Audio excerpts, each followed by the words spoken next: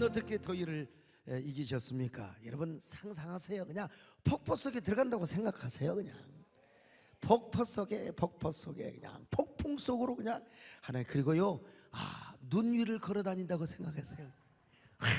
눈 위를 걸어 다닌다고? 얼마나 좋아요, 여러분요. 나는 이 더위에 여러분 폭염 속에 더 바빠. 그러니까 바쁘면 더운지도 몰라요. 그리고 일 마치면 막 온몸에 땀이 적셔 있는데 이게 할 일도 없고 한가하면 짜증나고 그러는데 바쁘면 더 생기가 넘치고 바쁘면 여러분 감사가 넘치게 되어 있습니다. 여러분 할렐루야. 오늘 우리 예수님께서 생수 같은 은혜 주시기를 바랍니다. 우리 예수님 뭐라고 말씀하셨어요? 성령님을 생수처럼 오셨다고 말씀하셨잖아요. 다시 말하면 성령의 속성과 사역을 은유적으로 뭐라고 표현했느냐? 생수라. 요한복음 7장 37절로 38절입니다. 시작. 명절 끝날 곧 큰 날에 예수께서 서서 외쳐 이르시되 누구든지 목마르거든 내게로 와서 마시라. 나를 믿는 자는 성경의 이름과 같이 그 배에서 생수의 강이 흘러나오리라 하시니. 여러분 이 말씀을 하시기 전에 요한복음 4장에서도 이런 말씀을 하셨어요. 여인아 이 물을 먹는 자마다 다시 목마르려니와 내가 주는 물을 마시는 자는 영원히 목마르지 아니하리니 그 배에서 영생하도록 솟아나는 샘물이 되기 때문이다. 여러분 이 역시 성령의 속성을 생수로 표현하고 있습니다. 자, 요한복음 4장 13절로 14절을 같이 보실까요? 시작. 예수께서 대답하여 이르시되 이 물을 마시는 자마다 다시 목마르려니와 내가 주는 물을 마시는 자는 영원히 목마르지 아니하리니 내가 주는 물은 그 속에서 영생하도록 솟아나는 샘물이 되리라. 오늘 이 밤에도 여러분 속에서 막 영생하도록 솟아나는 샘물이 막 솟아오르시기를 바랍니다. 기쁨으로 솟아오시기를 바랍니다. 평안으로 솟아오시기를 바랍니다. 샘솟는 기쁨이 넘치시기를 축원합니다. 자, 그러면 왜 예수님은 성령님을 생수로 비유해서 말씀하셨을까요? 첫째로 성령님이야말로 우리 인생의 생명의 근원이라는 사실을 가르쳐 주기 위해서였다고 말씀드렸지 않습니까? 지난 시간에도 말씀드린 것처럼 우리 육신도 물이 없으면 못 삽니다. 옛날 사막을 거닐었던 사막을 여행했던 사람들은 낙타에다가 물을 막 가득 실어가지고 물가죽 부대가 있었어요. 사막에서 물이 없으면 정말 목이 타져 죽습니다. 여러분 우리 영혼도 마찬가지입니다. 우리 영혼도 하나님의 은혜가 없으면 살 수가 없습니다. 우리가 어떻게 하나님의 은혜가 없이 살 수 있겠습니까? 그래서 우리는 이 시간도 하나님의 은혜를 사모하러 이 자리에 온 것입니다. 아멘. 이 자리에 온 것 자체가 바보스럽지요. 사실 미르는 사람들이죠. 집에서 에어컨 바람에 텔레비 보면서 그리고 냉장고에 있는 진짜 아이스크림 같은 거 먹잖아요. 시원한 콜라, 시원한 냉수 먹으면서 집에 쉬는 것이 사실은 좋잖아요. 근데 여기 왜 오셨어요? 오신 것 자체가 미련함이고 바보스러움이고 역설적일 수가 있어요. 그런데 여러분 우리는 하나님의 은혜가 없이는 살 수가 없어서 이 자리에 나왔습니다. 할렐루야. 영혼의 갈증과 목마름을 느끼니까 오늘 밤도 이 자리에 온 것입니다. 여러분 우리가 육신의 건강을 위해서도 물을 자주 먹는 게 좋습니다. 저녁에 먹으면 좀 오줌을 싸려고 일어나서 좀 문제기는 하지만 그래도 물을 많이 먹는 게 좋습니다. 목이 안 말라도 미리 먹어주는 게 여러분 좋아요. 그러니까 여러분 우리 영혼도 마찬가지죠. 주일날 받은 은혜로만 사는 사람, 그런 사람은 초록이도 안 와도 되죠. 그런데 우리는 한 주간 내내 목마름을 느끼는 겁니다. 주일날 은혜 받았어도 또 수요일날 교회 나오고 새벽에도 나오고 주님을 가까이 하는 것이 축복이고 그래서 또 철학에도 나오는 것이고 여러분 은혜 없이는 못 살아. 나 혼자서는 못 살아. 주님을 떠나서는 못 살지요. 주님과 헤어져서는 못 살아. 이런 사람이 어떻게 나와요? 주님을 가까이 하는 겁니다. 여러분 그런 마음으로 이 자리에 오신 줄로 믿습니다. 여러분 특별히 무더운 여름에 생수 같은 성령님의 은혜를 받기 위해 이 자리에 온 것 아니겠습니까? 그러니까 세상적으로 볼 때는 바보스럽지만 영적으로 지혜로운 사람들인 것입니다. 이런 은혜를 받는 사람은 절대로 불평이나 원망 같은 것 할 수가 없습니다. 절대로 절망이나 그리고 낭망하지 않습니다. 다툼이나 분열의 불씨 역할을 할 수가 없습니다. 언제나요 마음이 평안하고 만족하고 자유하고 기쁨이 넘치고 사랑이 넘치고 행복이 넘치게 되어 있어요. 찬양이 넘치게 되어 있는 것입니다. 여러분, 오늘 여러분 생수 같은 성령을 경험하시고 먼저 기쁨이 넘치시기를 바랍니다. 평안이 넘치시기를 바랍니다. 자유가 넘치시기를 바랍니다. 행복이 넘치시기를 바랍니다. 찬양이 넘치시기를 축원합니다.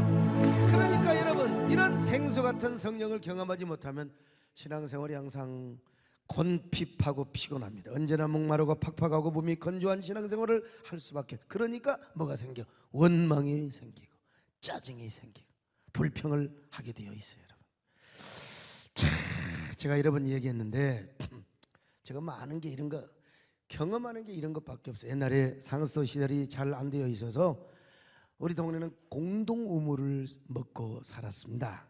보통 때는 여인들이 참 그 물동이로 물을 길어오고, 그런데 이제 제삿날이나 큰일이 있을 때는 남자들이 물찌개로 물을 지어다가 그래야 막 떡도 하고 뭐 여러 가지 음식도 준비할 거 아니겠어요? 저희 집도 저희 아버지와 큰형님이 물찌개로 물을 길어왔죠. 저희 집은 양지뜸, 그러니까 이렇게 소쿠리 모양으로 되어 있는데 쫙 이 주봉이 장법산이 있는데 이쪽은 좌청룡과 같고 이쪽은 우베코와 같은 것이죠. 근데 우베코와 같은 것은 바로 그림자가 많이 지었어요. 그래서 시향골. 그 다음에 이제 양지뜸은 햇빛이 많이 들어요. 내가 어디서 자랐을까요? 양지뜸에서 자랐어요. 양지뜸에서 이제 자랐습니다. 저희 집은 양지뜸이고 우물은 저 해관을 건너서 시향골을 가야 되기 때문에 굉장히 상당히 거리가 멀었어요. 거리가 있는 우물에서 물을 떠먹는다는 것은 보통 힘든 일이 아니었어요. 저희 아버지가 장작을 패거나 또 나무를 하러 가시면은 형님과 제가 물을 떠와야 했습니다. 근데 저는 어리기 때문에 물찌개를 질 수는 없어요. 한번 져봤더니 중심을 못 잡겠더라고. 물찌개 져보셨어요? 김 장로님 안 져봤을 거 아니야. 어릴 때부터 호강을 김재일 장로님 아니고 누구예요? 예? 물찌개 김종대 장로님 져봤어요? 워낙 부잣집에서 자라서 안 졌을 거 아니야. 여기 서장로님 물찌개 져봤지요? 거기는. 그럼 내가 가난하게 자라서 보나마나. 그런데 물찌개를 지면 이게 중심이 안 잡혀. 이게 기술이 있어야 됩니다. 물찌개를 지면 흔들 이것도 잘 해야 돼. 잘못하면. 근데 이제 저는 어떻게 했냐면은 이 바켓으로 물을 길어다가 날렸습니다. 바켓스 여러분 아세요? 옛날 바켓스를 제가 오늘 좀 사오라고 해봤어요. 바켓스요. 근데 이게 부잣집에서 이런 바켓스 썼고요. 사실 우리 집에서는 그 고무 바켓스라고 실밥 들어가지고 무거운 바켓스가 있어요. 거기다가 물을 떠날려면은 어린 놈이 이렇게 할 수도 없고, 이렇게 이제 하면 얼마나 힘들어요. 이렇게 아장하면 지금이야 키라도 크지만 얼마나 힘들어요. 그러니까 두 손을 들고 이렇게 드는 거지요. 드는데 옛날에 얼마나 추웠습니까? 얼마나 추워서 손이 시려요. 그런데 이걸 들고 갔다가 이놈의 장단지고 부딪혀. 힘이 좋아서 이렇게 좀 들어야 되는데 부딪히니까 물이 부딪힐 때마다가 그냥 물이 길바닥에 다 엎어지는 겁니다. 그러면 또 몇 번 가서 손을 호호 불고 또 이제 물을 또 그리고 집에 오면은 절반밖에 없어요. 절반 다 부숴버리고. 사실은 이렇게 들고 가면 아주 좋지요. 이렇게. 근데 그때 어린 시절에 뭐 얼마나 힘이 있었겠어요. 자, 그러면은 또 물 그거 가지고 되겠어요. 또 한 번 갔다 오니라. 그럼 또 가야 돼요. 그때는 소원이 참 그 전학 간 친구들이 그렇게 풀어. 읍내로 가고 저 전주로 전학 간 친구들 공부도 별로 못한 애들만 전학시킵니다. 여러분요. 공부 잘하라고. 그런 애들이 얼마나 부러운지 알 수가 없어요. 얼마나 추운데 참. 그러니까 물 길어 오르는 그 심부름이 여름에는 좀 그래도 나아요. 여름에는 예, 그런데 겨울에는 얼마나 추운지, 겨울이 얼마나 추운지 여러분요, 아침에 세수하고 문고리를 잡으면은 옛날에는 얼마나 추운지 그날 붙어버렸어요. 붙어버렸어요. 저는 사람 그 추위를 한번 생각해 봐요. 붙어버렸어요. 얼마나 추운지. 아니, 세수를 하고 바로 간 문고리가 붙어버렸다니까. 그리고 그냥 이 변을 보면은 20분만 지나면은 아이스키가 돼버렸어요. 딱딱해요. 부산은 그렇지 않았어요. 부산은 그렇지 않았는데, 아유, 저 지리산 자락 밑에서 얼마나 추웠는지 알 수가 없어요. 참, 그런데 그렇게 물을 떠다가 먹고 물을 떠다가 마시고, 여러분, 그런데 참 새마을 사업이 시작이 되면서부터 뭐가 생겼다고요? 작두샘이 생긴 거예요. 참, 정부에서 그냥 보조를 해주는 겁니다. 누구나 다 작두샘 파라고. 그래가지고 작두샘을 탁 파는데요, 얼마나 물이, 우리 집에는 물이 그냥 언덕 위인데도 물이 콸콸콸콸콸 솟는 거예요. 우리 집에 물이 솟으면서 이웃 집에 물이 말라버린 거야. 이게 우리가 근원이었어. 산 밑에서 근원이었는데 우리가 딱 파버리니까 밑에 집에서 물이 안 나와. 그런데도 여러분, 뭐 이웃집 물 나오는 것도 중요하지만 안 나오는 것도 중요하지만, 쫙 우리 집에서 작두샘을 탁 품으면요, 여름에는 그 물이 얼마나 차든지 이빨이 시릴 정도로, 그냥 물만 품으면, 작두샘만 작두질을 하면은 얼마나 물이 나오는지 말이죠. 그 물을 다라에다가 꽉 받아놓고, 옛날에는 등목을 냈습니다. 여러분, 딱 엎드려 뻗쳐, 그러고 바가지로 싹 한번 부어가지고 등목을 하면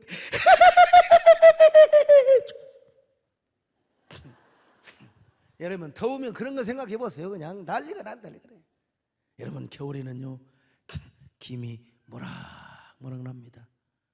참 그 희한해요. 얼음물이 나와야 될 텐데 물이 말이요 모락모락 김이 나오면서, 온천은 아니었어요. 아무튼요, 그런데 물이 그냥 나왔어요. 그러니까 옛날에는 물 떠오는 것이 그렇게 힘들고 재미가 없었는데, 그 작두샘을 파놓으니까 그냥 작두질만 하면 물이 막 계속해서 철철철철 흘러넘치는 것입니다. 여러분요, 참, 그러니까 물 푸는 게 얼마나 재미가 있는지 몰라요. 작두질하는 게 얼마나 재미가 있는지 몰라요. 오늘 우리 신앙생활도 마찬가지입니다. 여러분요, 우리가 작두샘을 퍼올리는 신앙생활을 해야 됩니다. 그게 뭐냐? 요즘이야 수도꼭지 쫙 틀면은 뭐 그냥 그대로 물 나오지만, 물이 저절로 나오고 금방 물통에 차버리지만은, 여러분 얼마나 좋습니까? 저 멀리서 물 떠올 필요가 없습니다. 작두샘 뭔 말이요? 기도만 하면 은혜를 하나님이 주시는 것입니다. 사명을 감당하면 기쁨을 주시는 것입니다. 그냥 너무 나와도 안 돼요. 기도하고 찬양하고 감사하고, 그러면 하나님께서 여러분에게 막 기쁨의 샘물을 허락해 주시는 것입니다. 감사의 샘물을 허락해 주시는 것입니다. 여러분에게 이런 기쁨과 평안과 자유와 승리와 행복이 여러분에게 있기를 주의 이름으로 축원합니다. 그런데 여러분, 제가 신앙생활을 하고 목회를 하면서 이런 깨달음을 가졌어요. 예수 믿는 사람 가운데도 두 종류가 있다는 거예요. 하나는 공동 우물에서 물 떠다 먹는 사람들, 억지로 신앙생활하는 사람들. 예수 안 믿는 건 아니요, 교회 안 나오는 것도 아니요. 그런데 은혜가 없어. 어거지로 신앙생활해요. 아, 이거 은혜를 경험한 사람이 아니요. 그래서 매일매일 기쁨과 행복, 감사가 없어요. 날마다 원망과 불평으로 교회 나와. 왜냐? 안 나오면 두드러 맞을 줄 알아요. 11조 안 하고, 아이고 그냥 주일 성수 안 하면 하나님 앞에 얻어태는 줄 알아요. 그 열심히 봉사는 해, 열심히 일은 하는 것처럼 보이는데 그 마음속에 진심으로 평안과 기쁨과 행복과 자유가 없단 말이에요. 그러니까 신앙생활과 봉사생활이 곤핍합니다. 이런 사람의 마음이 어떻게 복락의 강수가 여러분 흘러 넘치겠습니까? 날마다 쓴물, 오염된 물, 구정물. 위가 안 좋은 사람은 밥 먹고 트름하면 막 쓴 트름이 나와요. 아유, 진짜 뱉을 수도 없고. 근데 여러분, 밥을 먹어도요 그냥 이 단물이 넘어오는 사람이 있다니까. 정 그런 거 경험 못하면 엿을 한 주먹 먹어봐요. 그러면 그냥 트름 나오면 달콤. 우리가 이렇게 달콤한 신앙생활을 해야 되지 않겠습니까, 여러분? 그게 바로 뭐냐? 앞마당에 우물물을 떠먹는 신앙생활은 너무나 재미가 있습니다, 여러분. 한마디로 예수 믿는 재미와 기쁨이 넘친다 이 말입니다, 여러분. 기도만 하면 하나님이 은혜를 주시는 것입니다. 찬송만 하면 은혜를 주시는 것입니다. 요즘은 수도꼭지 팍 틀잖아요. 그런 것처럼 그저 하나님과 연결만 되어 하나님과 관계가 잘 되어 있으면 그저 물 먹고 싶을 때 틀면 되는 것입니다. 냉장고에서 그냥 갖다가 씨가시 되는 거 먹으면 되는 것입니다. 여러분, 아무리 봉사해도 피곤하지 않습니다. 지치지 않습니다. 날마다 교회 와서 살고 싶어. 여러분, 저도요 조금 이렇게 아무래도 너무 힘들고 지치면 아유 금방 주일 돌아오네, 금방 수요일 돌아오고 도대체 금방 또 저 철학이다, 야 언제 설교 주면 언제 이러냐, 그럴 때가 여러분 사람이 있기 때문에 있을 수 있어요. 그러나 여러분, 아니요, 대부분은 주일날 돌아오기만 해봐라. 내가 하나님의 말씀 설교 가지고 우리 성도들 마음에 떡칠을 하리라. 할렐루야. 철학이도 돌아오기만 해봐라. 내가 하나님의 말씀 은혜로 내가 그냥 성도들 마음속에 떡칠을 하리라. 여러분, 우리 성도도 마찬가지요. 왜 이렇게 주일날이 빨리 돌아와야지, 철학기도가 빨리 돌아와야지요. 내가 교회를 가고 싶은데, 내가 목사님을 만나고 싶은데, 내가 교회 와서 은혜 받고 싶은데. 여러분, 이런 사람이 되시기를 바랍니다. 지치지 않아요. 여러분, 이런 사람은 뭐요? 생수 같은 은혜가 넘치는 사람이기 때문이죠. 성령의 생수를 여러분들이 넘치게 받으시기를 축원합니다. 여러분의 마음속에 은혜의 파도가 되고 강물이 되어 여러분들의 마음을 엄몰해 버리시기를 축원합니다. 여러분, 지치지 마시기를 바랍니다.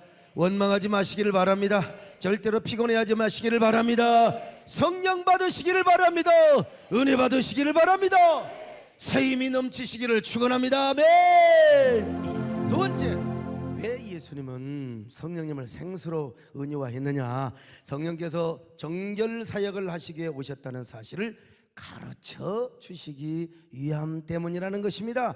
에스겔서 36장 25절로 26절을 같이 봅니다. 시작. 맑은 물을 너희에게 뿌려서 너희로 정결하게 하되 곧 너희 모든 더러운 것에서와 모든 우상 숭배에서 너희를 정결하게 할 것이며 또 새 영을 너희 속에 두고 새 마음을 너희에게 주되 너희 육신에서 굳은 마음을 제거하고 부드러운 마음을 줄 것이며. 여러분 보세요. 물은 언제나 정결 사역을 해요. 쓰임받고 정결 사역의 어떤 이미지 형상화를 하게 된 것입니다. 그런데 이 물은 자연스럽게 뭘로 연결이 되느냐? 신약에 오실 새로운 영이요 성령이라 이 말입니다, 여러분. 그러므로 성령께서는 언제나 정결한 사역을 이루시김을 믿으시기를 바랍니다. 이렇게 구약은요, 물은 주로 하나님의 정결 사역의 도구로 표현이 되고 사용이 됩니다. 먼저 하나님께서 온 인류가 죄악 가운데 살고 있을 때 홍수로 심판을 하셨어요. 하나님은 물 심판을 통해서 세상을 다 정화시킨 거예요. 다 이 죄악의 세상을 전부 다 정결하게 하였던 것입니다.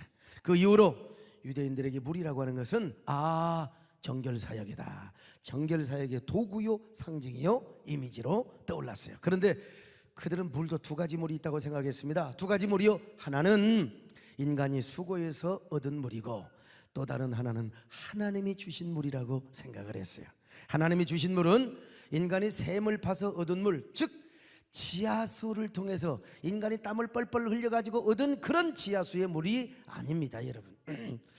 자, 하나님이 뭘 주시느냐? 비를 주시잖아요. 비 하늘에서 비를 아주 그냥 하나님이 은혜로 주시지 않습니까?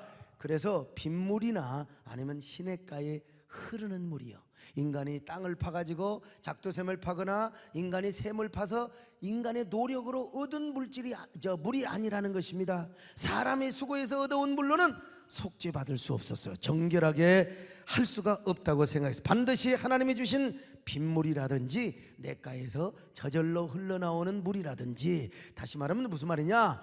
은혜로 주신 물이요, 사람의 노력이 아니라 하나님의 은혜로 주신 물로 사람이 정결하게 씻음을 받는다고 생각을 했어요. 이해되시면 아멘 하시기 바랍니다.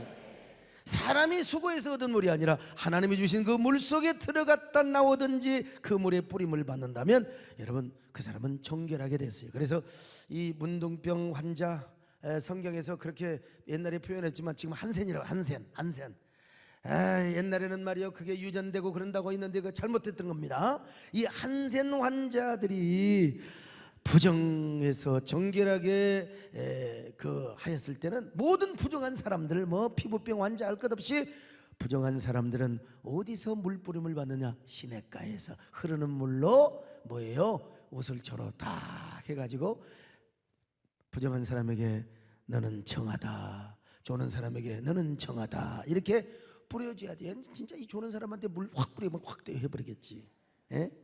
하여튼 이렇게 시원한 에어컨 바람이 샥 오는데 참 얼마나 여러분 좋습니까? 어떤 사람은 야 참 졸기 좋다, 의자 시트도 바꿔놓고 참 편하니까 졸기 좋다. 졸라고 바꿔놓은 게 아닙니다 여러분요. 부정한 사람은 어디에 가서 씻어오라고 했어요? 흐르는 시냇물이요. 자 성경 확인해 봅시다. 레위기 14장 52절 시작. 그는 새의 피와 흐르는 물과 살아있는 새와 백향목과 우슬초와 홍색 실로 집을 정결하게 하고 자 그 다음에 레위기 15장 13절 같이 봅니다. 시작. 유출병이 있는 자는 그의 유출이 깨끗해지거든 그가 정결하게 되기 위하여 이레를 센 후에 옷을 빨고 흐르는 물에 그의 몸을 씻을 것이라. 그러면 그가 정하리니. 자 흐르는 물에서 씻어야 돼요. 유출병 괜히 생리기관도 아닌데 계속 피가 나와 계속 흘러내리는 거예요. 이 여러분 부정한 거요. 그런데 고침받은 이 사람은 흐르는 물 속에 가서 방죽이 가서면 안 돼요. 우물물에 가서 해도 안 돼요. 흐르는 물에 가서 몸을 씻으면 정결하게 된다 이거요. 세월이 지나면서 유대인들은 집에다가 정결탕을 설치합니다. 왜냐하면 밖에 가서 이방인을 만나고 온다든지 또는 부정을 당했다든지 그러면 항상 정결탕에 가서 씻고 오는 것입니다. 또 크게 부정하게 되어 있지 않더라도 일단 바깥에 나갔다 오면 손과 발은 정결한 물로 씻었습니다. 그래서 자신의 부정함이 씻겨진다고 생각을 했던 거예요. 그런데 어떤 물을 쓰느냐? 평상시 받아 놓은 빗물을 써요. 빗물. 물을 떠다가 정결탕에 붓는 것이 아닙니다. 빗물을 받아서 빗물이 정결탕 속으로 자연스럽게 들어가도록 지난번에 사해 바다 앞에 쿰난 공동체 빗물을 그대로 받아서 정결탕에 두었다가 거기 가서 물을 이제 몸을 씻고 온다는 것 아니겠어요? 그래서 이제 정결의식이 아예 습관화되고 관행화되고 그것이 하나의 계속해서 이 규칙적인 하나의 행위가 되었다는 것입니다. 그래서 항상 그들은 뭐라고 생각이냐? 물은 하나의 수단에 불과해. 그런데 정결은 무엇으로 되느냐? 하나님의 은혜로 된다.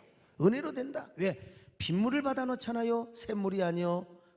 꾸정물도 아닐 뿐만 아니라 작두샘물도 아니요. 인간의 노력과 수고로 얻어진 물이 아니요.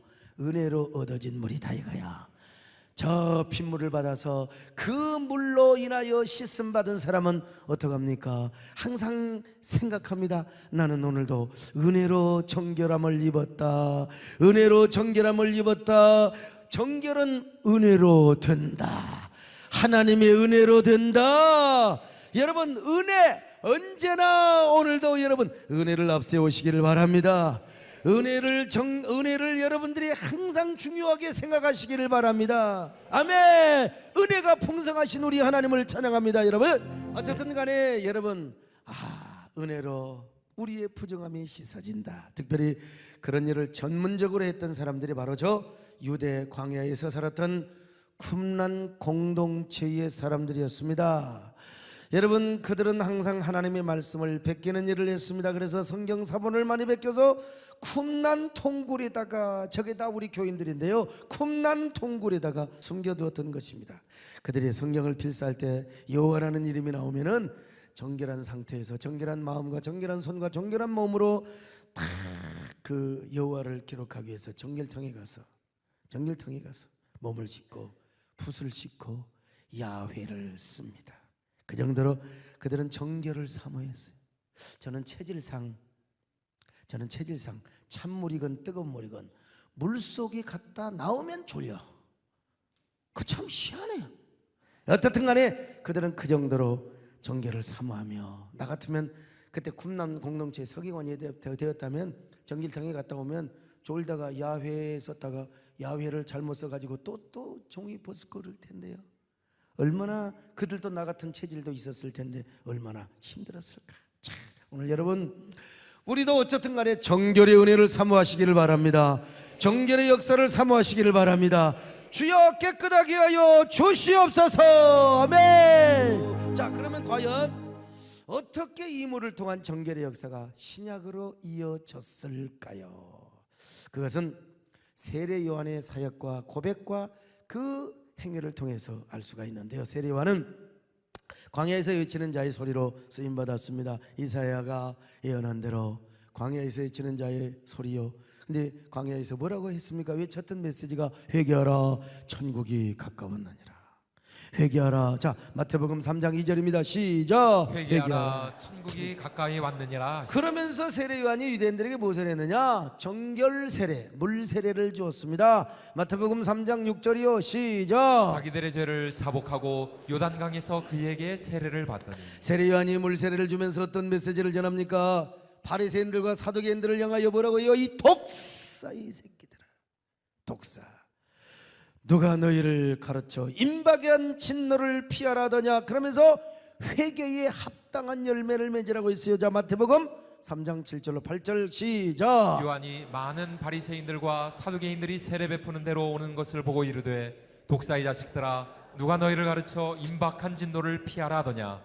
그러므로 회개에 합당한 열매를 맺고. 여러분, 우리나라에서 뭐 개 무슨 뭐 플러스 새끼 이런 거 있잖아요. 예, 개 뭐 자녀, 개딸 뭐 이런 거 있잖아요.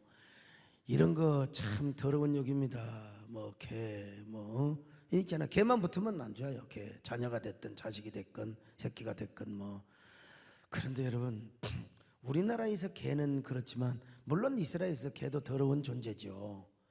근데 여러분, 뱀은요, 뱀은 얼마나 징하고 저주스러운 존재인 줄 아세요? 근데 세례 요한이 당시의 종교 지도자들, 저 바리새인들, 사두개인들을 향하여, 외식하는 사람들을 향하여 뭐라고 욕을 했느냐? 성경은 너무 원초적입니다. 뭐라고 했다고요? 독사의 자식들아. 이 말을 우리식으로 하면 독사의 새끼들아. 예? 참 세례 요한은 물 세례를 주면서 회개를 이야기한 겁니다. 근데 아주 굉장히 과격한 표현을 쓴 거예요. 과격한 표현을.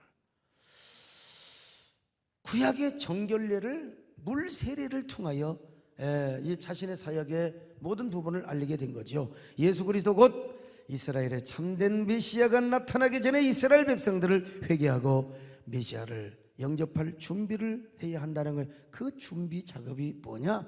바로 물 세례였다는 것이죠.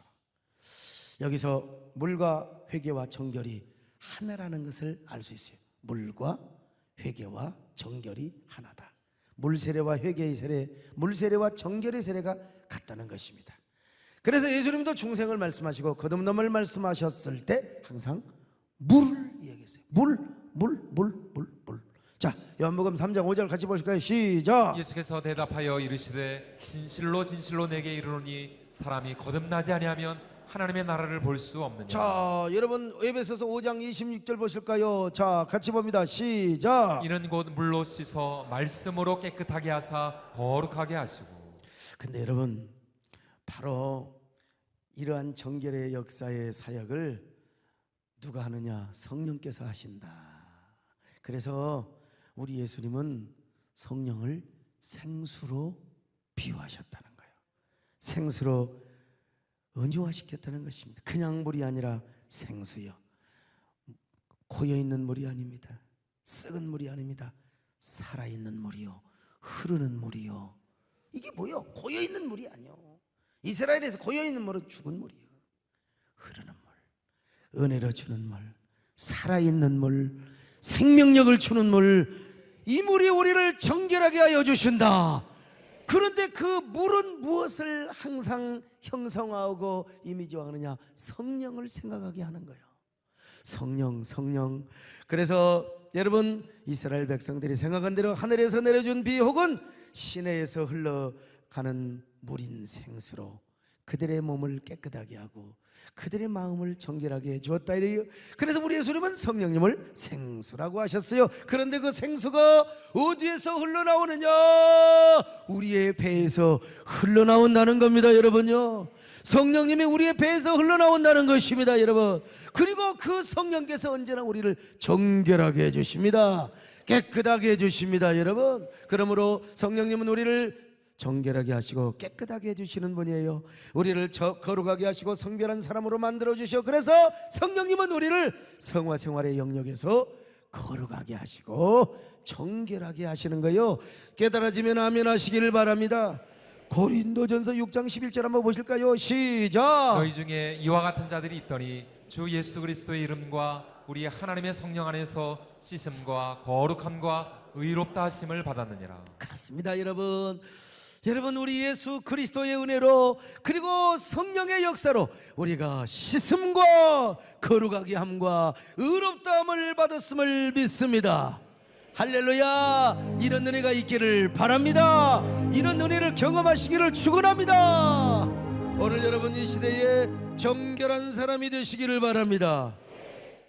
여러분, 지금 얼마나 정결이 필요한 때입니까? 이 시대가 얼마나 소돔과 고모라와 같이 타락할 대로 타락하고 오염될 대로 오염된 시대입니까? 거룩한 영성은 땅에 떨어지고 거룩함과 성결함과 그리고 모든 그 순결함은요, 온갖 음란과 방탕에 의해서 점령당해 버리는 시대가 아닙니까?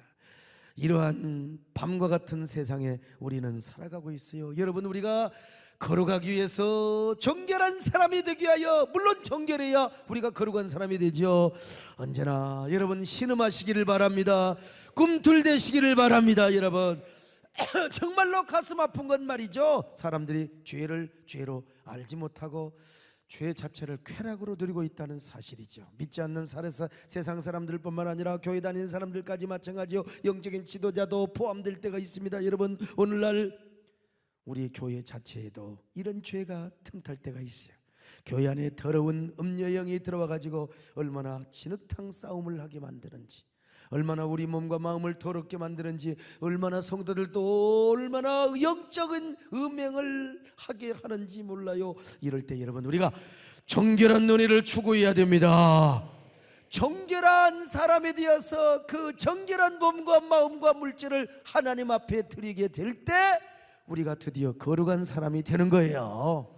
여러분, 이 정결은 우리의 힘으로 얻을 수 있는 것이 아닙니다. 이건 하나님의 은혜로만 되어지는 거예요. 그래서 흐르는 물에서 씻었고 빗물로 정결탕에 가서 여러분 몸을 씻었고요. 그런데 정결한 영은요, 생수로 표현했다는 것입니다. 그러므로 오늘 이 시간 생수 같은 영을 사모하시기를 바랍니다.